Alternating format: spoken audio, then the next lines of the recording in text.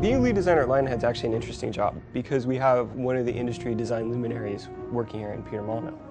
So I work very closely with Peter to define the game vision, and then I work specifically day to day on the team trying to bring those pillars and that vision to reality. And along the way I work pretty much several times a week with Peter reviewing the game, talking about the game, and trying to execute on both what we want to do and what he is encouraging us to do. You're still going to be a hero. You're still going to have swords, you're still going to have guns, you're still going to have magic. But this time you're going to be leading a country as well as that. We're not going to make it easy for you though. There are going to be challenges in your rule. Like many of us have seen, the leaders that we elect in today's world often age badly in the first couple of weeks when they realise the enormity of the problem that they're taking on.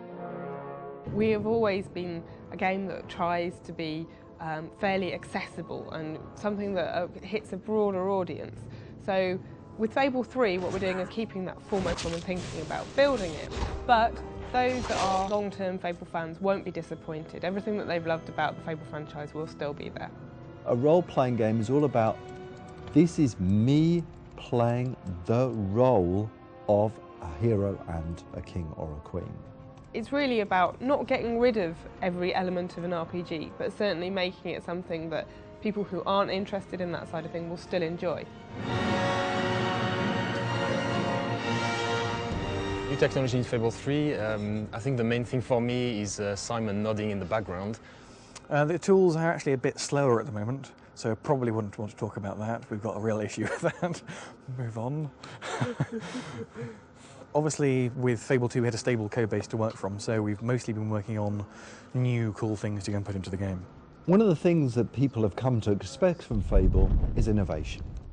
And in Fable 3, we've really pushed the boat out. We've totally looked at the morph system, thrown it all away and started again.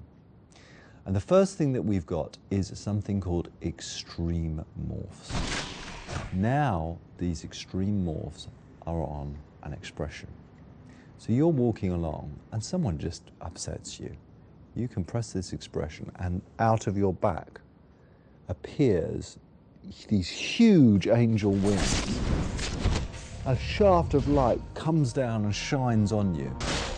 Everyone around you steps back and, oh my goodness, there you're showing your true character off.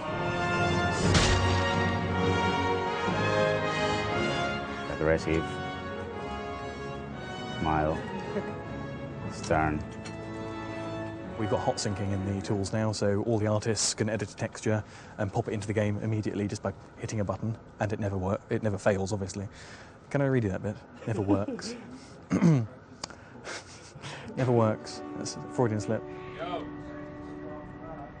There's another thing which I think we could use for morphing, which is really interesting, which I've never seen before, and that is the weapon that you use. Why not have weapons change as you use them, that adapt themselves visually to your combat style and to your alignment? So imagine, how do you make the evil sword of ages? You make it by using it in an evil way. And as you use it, as you kill innocent victims, so you will see it glow and drip with blood all the time. I want everybody in the world to have unique weapons. As we teach you our new way of doing weapon customization, we need to think about how we teach that to the player, making sure that every facet of it makes sense, is clear, is understandable, isn't too complicated, but is deep enough, and all of that is very hard, very challenging, but it's also very fun. More excitingly is with the lighting system. In Fable 2, I think, to generate the lighting for all the levels took a bank of 6 very, very powerful machines, 7 days to generate all the lighting for everything. Today we've got a bank of 1 machine which generates all the levels in 5 hours, which is a lot better. We've also been looking at how you express yourself, and we're giving you the ability to touch things. Now this may sound strange, but imagine this, being able to reach out and touch your girlfriend in the game, being able to hold, persuade, pull, push, all that can be done dynamically.